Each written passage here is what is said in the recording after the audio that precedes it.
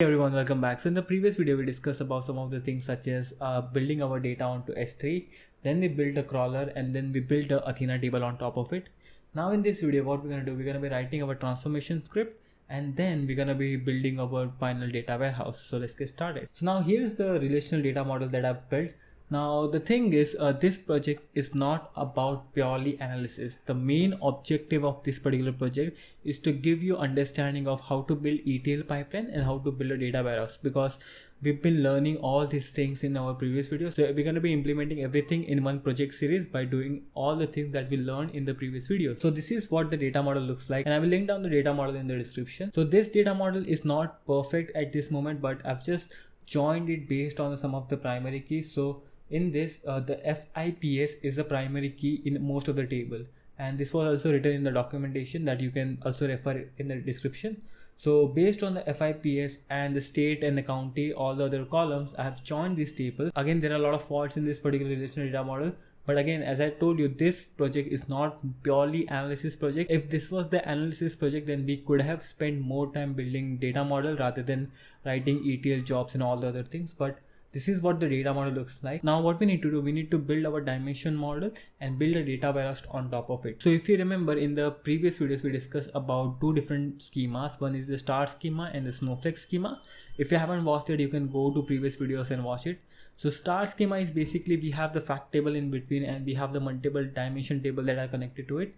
So this is what the structure of the dimension schema looks like right now. We have the fact table COVID in between, and we have the different tables such as region, hospital, date, and all the other things inside the dimension table. If you don't understand this particular thing, then I suggest you to go watch the video on schemas and then come back to this video, because the fundamental concepts are really important in order to execute each and every project. So make sure you go back and watch this video and then try to understand this. For the simplicity of the project, I have taken only 3 dimension table and 1 fact table in between. So this is what the final version looks like. So we're going to be trying to understand this right now. So we have the fact COVID that will store all the factual information about the COVID. So this is our primary key over here. Then we have the information such as state, region, confirmed cases, deaths, recovered, active, positive, negative, and we have the information about the hospital, such as how many people are hospitalized currently and how many are discharged, and all the information we're going to be storing into the COVID table. Now we have all the other tables such as dimension table attached to it. So we have the region table that will store all the information about the regions such as state, region, latitude, longitude. If we want to display our data onto maps, then we need the latitude and longitude column. Then we have the county and the state abbreviation. Same with the hospital, we have the information about state, hospital, latitude, longitude, because if we want to track down different hospital into particular region, we can do that. Then we have the address, hospital type, name, city, and state. And same with the date. So we have what we have basically done, we have created a dimension table based on the date. Again, we have added the primary key, and on that we have date, month, year, and also checking if it is a weekend or not, or is a weekday or not. Okay, so this is what the dimension table looks like.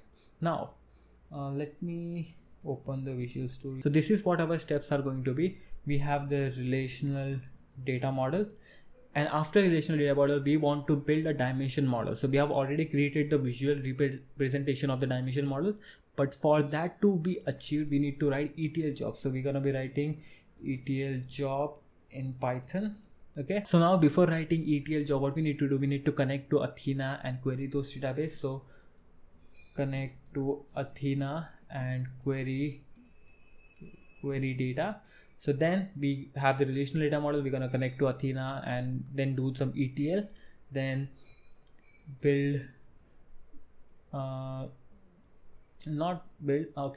save result to S3. Again, when we do some transformation, we're going to be storing those output onto S3 bucket again. So once we store our data onto S3, then we can copy that data and upload that data onto Redshift. So Redshift. Okay, before that, we're going to be building our schema onto Redshift. So build tables on Redshift and copy data to Redshift. Okay, so this is what the general step looks like. We have the relational database. We're going to be connecting to the Athena. Then we will do some ETL job and transformation on top of it. Then we will store that data onto S3 again. Then we will build a table onto Redshift and copy that data onto Redshift. Okay, so this is for the steps, and we're going to be doing that right now. So if you understand, we have already completed this. We will be completing this part in this video, and the next video continuation with this video, and then we will be completing our one project. I'm just going to open the Jupyter notebook, and if you don't know what Jupyter notebook is, again, we have discussed these particular things in the previous videos, so you can watch that and learn how to install it and everything. So first of all, we're going to be importing some of the libraries. Okay, so these are the libraries we're going to be using. One is the Boto3. Boto3 is used to connect with the AWS services and work with it, so we're going to be using that. Then we're going to be using pandas, and then we're going to be using IOString basically. So we want to encode our data into binary form, and you will understand when we do that. So this is the three libraries that we're going to be using. Now we need to define some of the things that we're going to be using a lot, so such as our AWS access key and the secret key, region, schema name, a bucket name, and all the other things. So I've already done this. I've already written this code beforehand, because in this 30 minutes of video, okay, it takes around more than 30 hours to create and prepare for this video, and I'm trying to explain everything in 30 minutes because I don't want to make this video like really large, because I understand that not everyone has time to watch longer videos. So what I'm trying to keep everything in short and provide as much as value I can. So I've already written a lot of codes behind the scenes. I'm already tested it. I'm just going to be explaining all these things one by one so that you guys can understand and also write those code when you're watching this video. So here's what the access key and secret key looks like. So these are the access key and secret key. You should keep private. I'm going to delete and inactivate this access key, so don't worry about that if you're concerned about that this is getting leaked. Every time I do the tutorial, I basically go to AWS and I also deactivate all this access key so nobody can access my AWS. Then we have the region, we have the schema name. Schema name is basically our this particular database name, COVID-19. So we have that. Then we have our bucket name. So this was my bucket. Then we have okay, so this was my staging. So this is where I want to store my output inside the output folder. This is my bucket name, and this is my directory. Okay, so I'm just defining these things because we're going to be using this particular thing into the future. So let me just adjust this. Okay, now what we have, we want to connect with Athena. This was our first step. If you remember over here, first connect to Athena and query data. So we're going to be querying our data over here. So again, we're going to be using Boto3 library. We have already discussed these things into our past videos. So again, I urge you to go and watch that. So again, you know the syntax. This is very simple. We're going to be using Boto3.client. We provide the Athena and we provide the access key, secret key, and the region. And this code will basically connect to Athena. This is as simple as that. So now here's the important thing. Okay, most of the time when you're working in real world project, you don't have to invent each and everything, or you don't have to write each and everything by yourself. Some of the things are already available on documentation and Stack Overflow or GitHub. Someone has already done better than you, so you can basically reuse those code and implement in your project. So this is the thing I wanted to teach you, that most of the people try to build everything from the scratch, and even I could build that. But if you're able to understand someone else's code, and if you are able to add your own creativity on top of it and your own configuration according to your requirement, then that's enough. So to basically query data and download the result, I've already copied one code from online GitHub directory. I will link that particular directory over below, but this is what the code looks like. Okay, this is the function. Now what this function does, I will tell you in detail, so don't worry about it, but just try to understand what this particular thing does. Is that it takes the Boto3 object, okay, and it takes the dictionary, then it will go to Athena, it will run some query, and it will return the output and store it into the S3. This is the basic function of this particular function. So we're going to be just writing it, and we will use it when we require it. Now once we have defined the function, we're going to be running our query. So let me just get the code over here. So this is what the code looks like right now. Yeah, so this is what the code looks like. So inside the Athena, we have the function called as start query execution.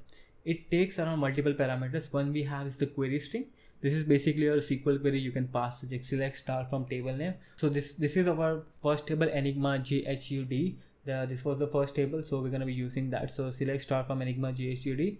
Then our query execution context, we need to provide our database. So database already we have defined on top of over here the COVID-19, so we can reuse that. Okay, and these are the another tables such as where I want to store the output such as S3. So this is the output folder that I've already created. So you can store your output over here, and this is the encryption. So it is going to use the default S3 encryption, so don't worry about it. And then okay, I'm just gonna run this particular thing and I will print the response. Okay, so over here it gives us the HTTPS status code, which is basically 200. So that means that our query ran successfully and it returned some output. So what we're going to do, we're going to be passing this particular dictionary on top of this particular function. This function will take dictionary as an input. Then it will go over here and it will call this particular function, which is get query result. Then this will start executing and returning all the output that we require. So again, if you want to learn more about this, then I will provide the link in the description so you can watch that. I don't want to go into all these things detail because we have already discussed these things into previous video. You can watch that again. So we're going to be calling this particular function. We will provide our Athena client and response, because this particular function is taking two things. One is your client and one is your dictionary. So we're going to be providing that, and we will store the data into, let's say, Enigma GHUD. Let's give the data frame as this name, and we will run this particular function. Let's wait this function to run. So what it is doing, it is giving that response, querying that particular data onto Athena and returning the result into the data frame. And let's print this data frame, such as, if you know the pandas, we can print the first 5 rows by writing head. So this is what the data looks like.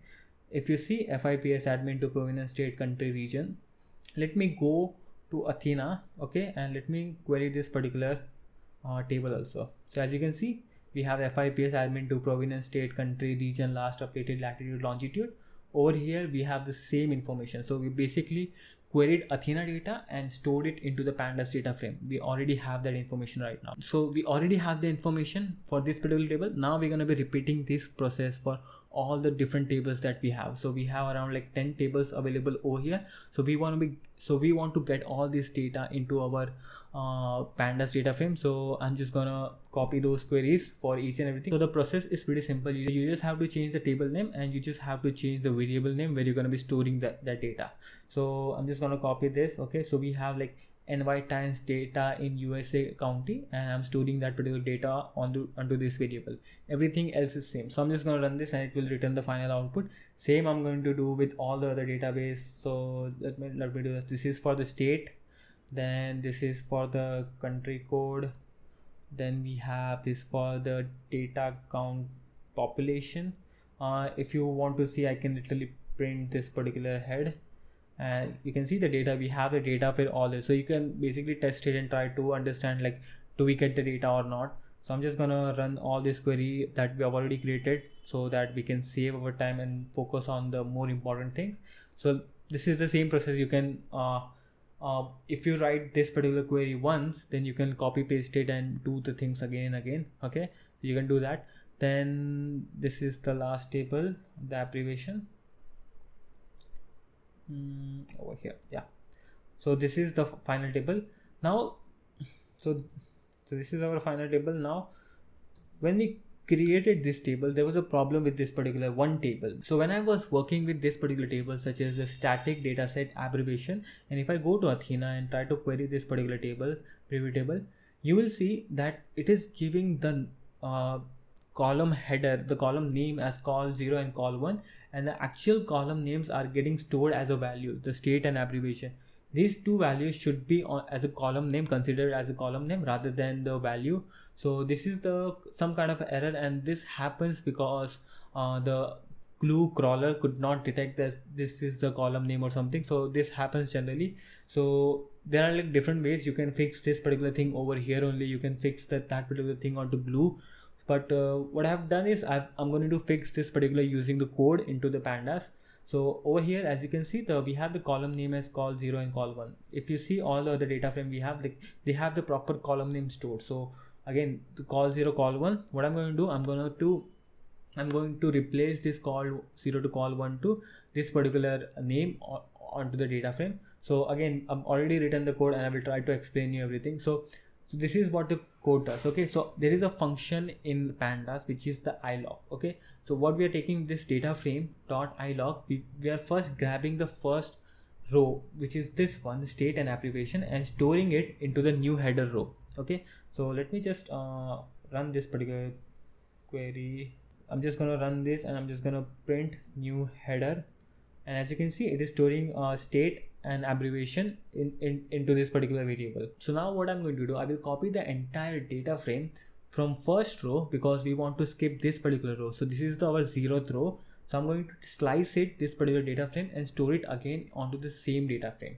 So let me just remove this particular code. Okay, and I'm just run this and static what is this, I'm just going to run this. As you can see, so that particular, the column name, the state abbreviation has been removed because we sliced it.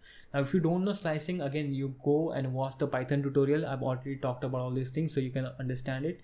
Then what we're gonna do, we're gonna be this particular header that we copied, we're gonna be assigning it as columns. So data frame dot columns, and we will assign this particular thing to this particular data frame. Then we will again print the head, and you can see we have added the column name and the proper data. So this is what we basically call a transformation or data preparation or data cleaning. There are a lot of different terms, but this is what it looks like. Okay, you need to make sure your data is proper. So we have the null values, we need to replace the null values. We have the missing values, so we need to replace those missing values, and all these things happens in real world. So data are completely messy, and this was a good example of that, because so sometimes you might not be able to understand, but this was like really simple thing to understand, because I was looking into data set and I found that state and abbreviation was inside the data rather than as a header.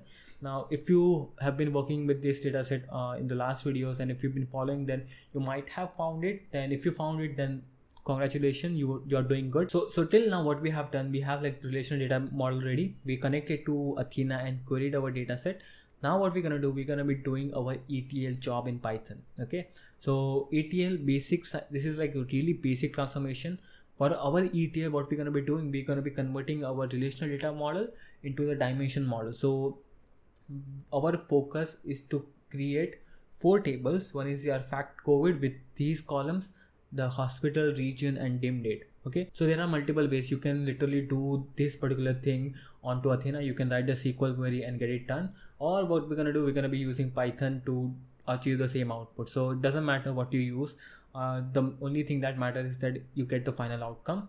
So again, the thing is simple. Okay, so over here what we want, okay, in fact COVID, we want these columns such as FIPS, states, and everything, all the confirmed in that cases. So if we go over here inside the Enigma JHUD, I have the FIPS, state, region, confirmed, deaths, recovered, active, and all the other columns available. So I'm going to be using Enigma JHUD table to pull out those columns, and then we can use the testing data and get the information about the hospitals, because over here we need hospital data. So we're going to be using those 2 data frame and build our data frame. So we have the code ready as always. I'm just going to go copy this and explain you. Again, this is pretty simple. What we are doing, we are pulling all those columns from Enigma JHUD. So this is the syntax. Inside this particular bracket, you write one more bracket and you provide all the columns you want from this table.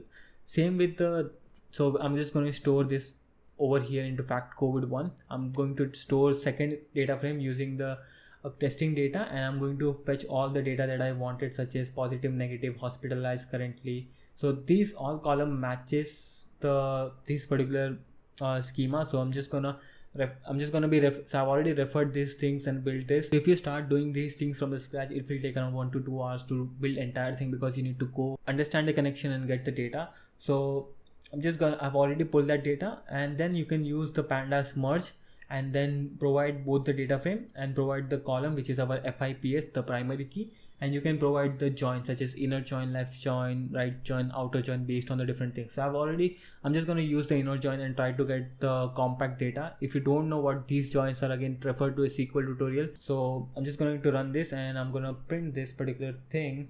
Okay, copy, paste, head. Okay, now we have our fact COVID table ready.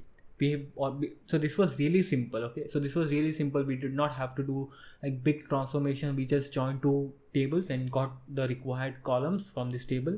So I've already done this. So this is what our table looks like. Okay, if I want to print the shape of this table, this is shape will tell me that how many columns, how many rows and columns are available in this particular table. Now I'm going to do the same thing for the region. So again, I'm going to use enigma JHUD to get all the information about the region, and there's a NY times data in USA county. It has like county and the state information. Joining onto FIPS and inner join. I'm just going to run this. Same I'm going to do for the hospital. This is the hospital. This was already available in one table, and this is the date. Okay, now we don't, so now with the date, this is a trickier part because we're going to be using a lot of things. So we have the 4 tables ready, which is the fact COVID, dim region, dim hospital, and date. But for the date, what we have decided over here is that we want some customized column, which we want month, years, and is weekend. Okay, so we're going to be doing that. We're going to be extracting and building those columns. So this is again pretty simple. So let me just print this dim date and get the head. So what I can see, I have the FIPS, and this date looks weird. I mean, what kind of date is this? Because this is particular date is in integer right now. So we have like 2021. Okay, as you can see, this is the 2021. We have the 03. 03 basically means March, and we have the date as 07. So this is in YYY, MM, and DD format. So we need to convert this integer date into actual date format, and this is like really simple. You don't have to worry about. So inside the pandas, we have the function as to date time. Okay, and you provide that date integer value, this particular value, and then you format it by particular things such as YYMMDD. And if I run this particular thing, this will give me the warning, but you can ignore it. Then I'm just going to print the head, and you can see we converted our integer date into the proper date right now. Now what we can do, we can extract months, years, is weekend or is day of the weekend, all of the things. Again, these things are available onto the pandas. So I'm just gonna open this, run this. So we have like the date column dot dt dot year. This will extract the year from this particular date. Then this is extract from the month and day of the week. I'm just going to run this. Ignore the warnings for right now. Just copy and head. As you can see, we have the year 2021, month 3, and the day of the week. This is like the 6th day of the week. So we have all the information ready. So now we have built our final schema. So dimension model is ready. Let me just go to this. So we have built this particular structure into our table. We have everything. We don't have to join it because this is just a logical join. We can do those things onto Redshift. So we have these 4 tables ready. That means we have the dimension table ready. Now what we need to do, we need to store this data. Okay, so we have data into our data frame, but we need to preserve this data somewhere because this is the output. So we need to store this data onto S3 bucket. So this is again pretty simple. We can go to, so now we will store our output into S3. So we will start by defining our bucket. So I'm just gonna get this bucket name. So this is my output bucket. Okay, so I'm just gonna refine this. This is the bucket I've already created. Let me just show you over here. Okay, so this is my Darshil COVID DE project. This is the bucket name, and inside this there's the output. I've already created the output because I was testing this project before creating this video. So all these things are already available. So I'm just going to show the final code, and this is pretty simple again. So there are different ways you can store data onto S3. I'm just going to use this particular thing, and I've already found this code online because again, you don't have to remember each and everything. If you don't know, you can go to how to store data into S3 using Python. You can just literally go to Google. You can go to this particular Stack Overflow link, and you will get a lot of different examples, such as using the Boto3 resource. You can use the client library. You can use S3FS library. There are a lot of different libraries that do this particular work. So it doesn't matter what kind of method you use. The only thing that matters is that you get this particular output onto your S3 bucket. So now what we're going to do, we're going to be creating our string IO buffer object. So let me just copy this and paste it over here. So let me print this. Okay, so this is our IOString IO buckets that we define on top here, such as string from IO, import string IO, because we want to put our value into the binary format. So this is the one way you can put your data onto S3, as we already discussed from the Stack Overflow. Now what I'm going to do, I'm going to write my data, which is a data frame, into this particular buffer. So this will store this particular data frame that we define on top over here, that we stored inside here. We're going to be writing this particular thing into this buffer. Now you don't have to remember this. This is already available online. So whenever you want to do anything, you can literally go on to Google and search it. So important thing in a technical field is that you should be able to Google things properly and get the work done, because these things nobody remembers it. You just generally go to Google and get the output. So if you're thinking and into the assumption that everyone remembers everything, that's not how the things generally work in the real world. So don't get afraid and don't think that these things you need to remember it. You can go to Google and learn about it. Okay, don't get into the trap of remembering each and everything. Now what we're going to do, we're going to be creating our S3 object just like we did for the Athena, and then we will be storing that particular data onto S3. Okay, so this is our S3 bucket. Then this is a simple on the object we have the bucket name that we already stored here. Then this is our path for the output fact COVID, and this is our body for CSV buffer and the get value. So let me just show you this, what this gives. Okay, so that you guys will be able to understand it. So the CSV buffer is our string IO object that stores all the information into the binary. When you use the get value, it will give you the actual value inside this, and this is so this is how the actual value is stored currently, compacted into our buffer. Okay, and this will be written into the CSV by using this particular function. So this is pretty simple, no rocket science. I'm just gonna cut this particular thing. Okay, so like this we're going to be doing the same process for all the other files. I've already done this, and I'm just going to go onto the S3 bucket. So I'm going to go to our S3 bucket. So as you can see, so I've already created those outputs. So we have all the 4 CSV file available over here. It's like dim date, dim CSV and everything. The region will take a lot of time because the table is quite huge and it is like 2.4 GB of size of the data. So it takes a lot of time to upload this particular data. But other than that, all the other data are small. You can literally go and download this particular data, and it will download it. And if you open it, you will be able to see all the output inside this. So we have the FIPS, the date, year, month, day of the week, and you can scroll it and you will get all the output available over here. So now what is the next step? We forgot one thing, which is writing this particular thing into the glue. So we have the glue deployment. We can deploy this particular script onto glue. We can build a database onto Redshift, and then we can do these things. So we have the glue deployment, then we build the database on the Redshift, and then we copy those data onto Redshift. So this is everything simple. So what we're going to be doing, we will be writing our copy command onto Redshift to copy data from S3 to Redshift, and we will basically build this particular thing on the tables on the Redshift. So in the next video, we will finalize everything of this particular project. Then we will see if you want to do any other projects in the next video. So if you have any questions, then you can join the Discord channel. I'm already active over there, so you can connect with me there. And thank you for watching this video. If you are new here, then you can subscribe to this channel and support my